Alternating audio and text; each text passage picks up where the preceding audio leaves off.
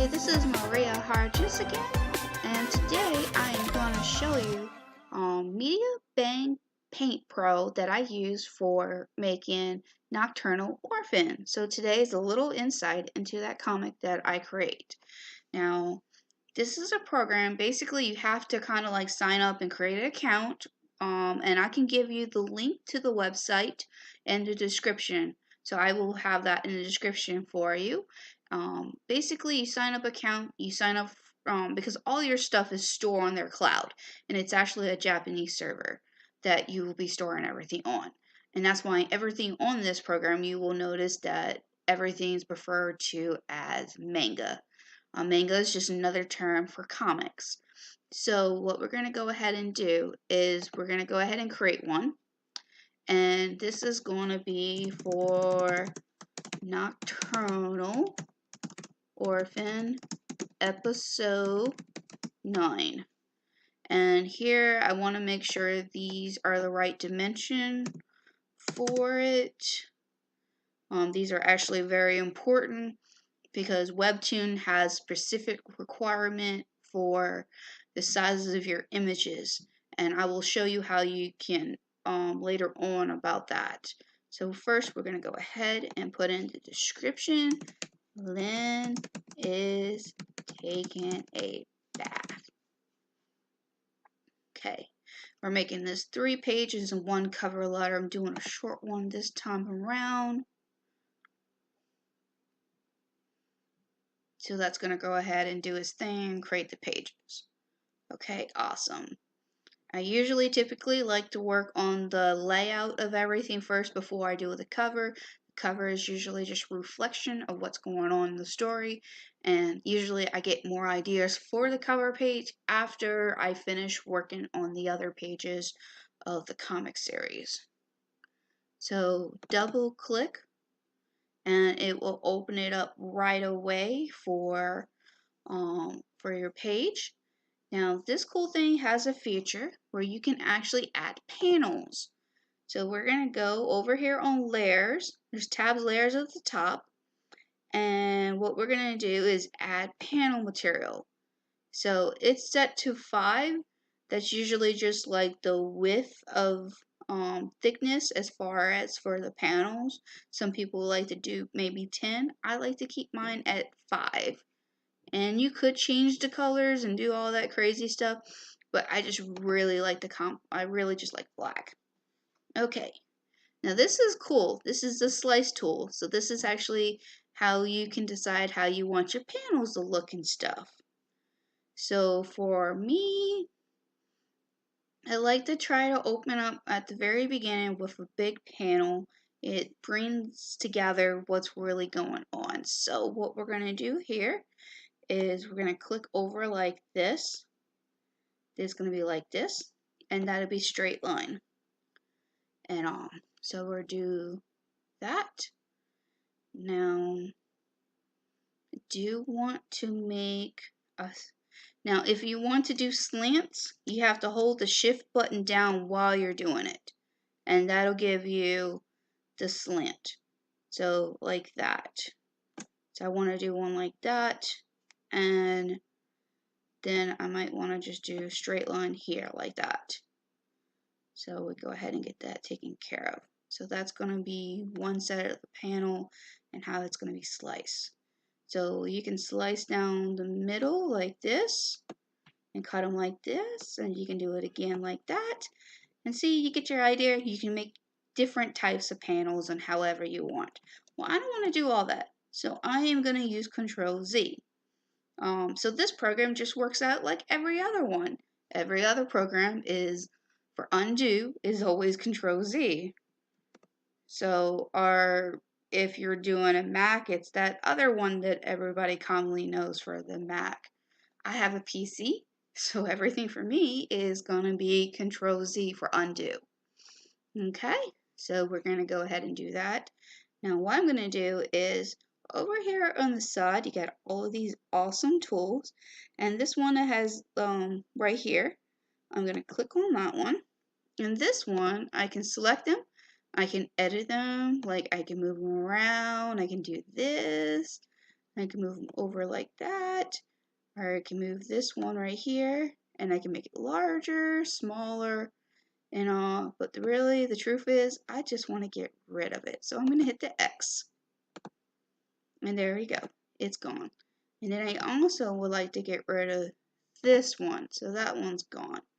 Now, you can always go back to that tool. That was the slice tool earlier. So you can go ahead and keep slicing the panels and doing those things that you would like to do. And all. So I think right now with that, so coming in, and for the next one, what I'm going to do is I'm going to slice over this. And this one, we're going to make that and that and all. And then what we're going to do on the next one is, for this one, I think I'm just going to get rid of that panel too. I'm going to get rid of this big one and all. So I'm going to get rid of that. Okay. And so that's everything for this panels. And so basically you can do however you want. If you want to do all the panels first, and you can go all the pages and do the panels, you can do that. But now for the next task I want to do, I want to actually create another layer. So over here on the side, where right here you see my mouse rolling around, right now we have only one layer, and that's for all the panels. And I actually prefer it that way. I don't want basically, anything else on this. So what I am going to do is create another panel. And this panel, I'm going to double click on it so I can bring it up, and I'm going to name it. I'm going to name it Drawing. And all. This is actually where you get to use the fun tools and the paintbrush tools and stuff like that. And they have tons of brushes, and they even have more brushes that you can actually get from their site, because they have some fun stuff on here. So like for example, they got the leaf one. So when you draw on the leaf, which we're gonna have to change that color so you can see it. Yeah, so you can add special effects like that. Alright. Oh, we just got rid of that panel. We'll go ahead and get that done. Do that again. And then hit OK. Alright. However, what I want to do is I want to go ahead and use the pen, and I want to make sure this point is not too big, and I want all the way black for the ink. And so I'm going to do a rough draft for now. Everything's going to be chicken scratch and all. So right now, when you're starting from the very beginning, nothing's going to be pretty. Everything's going to be like chicken scratch and all. Because honestly, it's okay, because you have to go back and fix this anyway.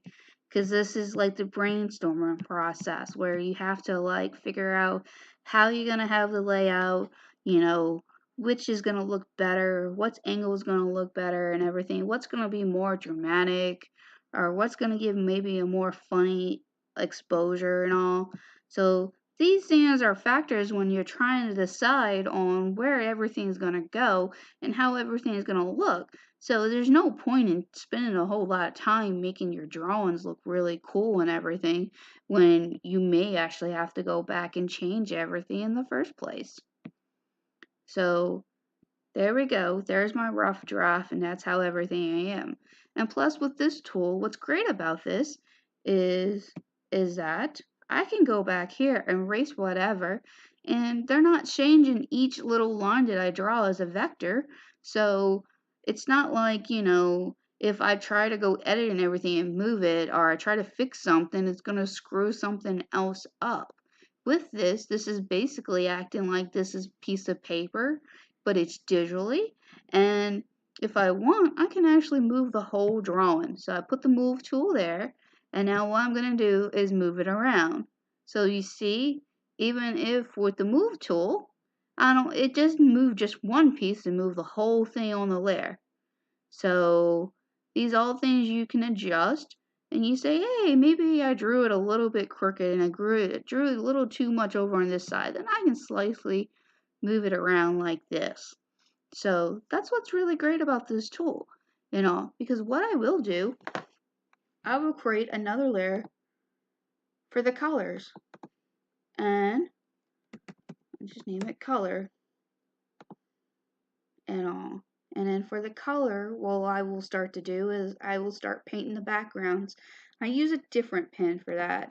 I use something like the watercolor marks, where you can have maybe more like solids and whatever. And sometimes I find when you start to put the colors on, it becomes easier to fix the drawing part, the lines and everything with that and all. But so this is just a basic idea of where you can get started and a little insight into what I do and how I use this program and how this program is useful. It's really useful when it comes to drawing, because what I can do is I'm not having the program buffalo on me a whole lot and everything like that. I did have to change the settings to, there is a part here on the settings where you have to actually change, because there was a part where it would automatically save every 15 minutes and it did slow the program. But what I did was, to fix that, I just turned it off and I just remember to manually save it. So I would go and click save, and it would go ahead and save my progress and all. It just means I have to do it. But honestly, I prefer that because the program itself is not getting in the way of me drawing. And it's better that I monitor myself versus another program monitoring me. So it makes things easier, because you can also save it as, and you can save this on your computer, so you don't technically have to always save it on the cloud. So with this, I will save it here, and I will rename this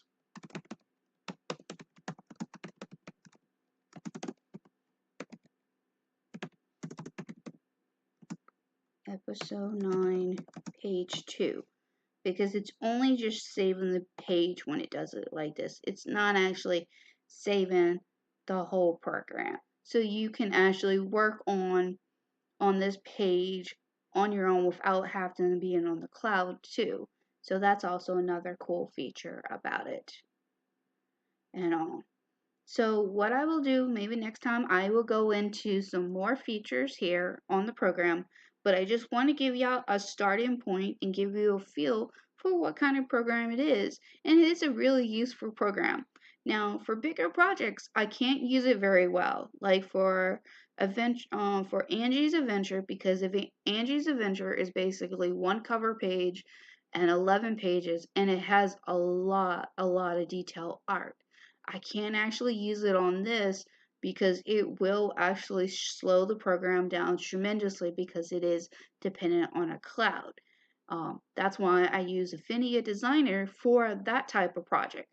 But if you want to do small projects such as like Webtoons, and you only want to do by maybe 3 to 5 pages on there, you can actually use this program. Or you could actually use this program as a skeleton for like brainstorming and planning out projects where you just don't put any color. Because the moment you start adding color to this program, these files get a lot larger and they do start to slow your station down quite a bit. So it's best to, use it how the way that works best for you and all. So thank you so much for tuning in to this.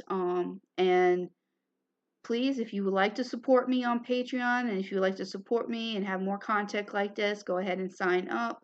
Also, you can follow me on social media, and I will have more for you next time. Thank you so much for tuning in.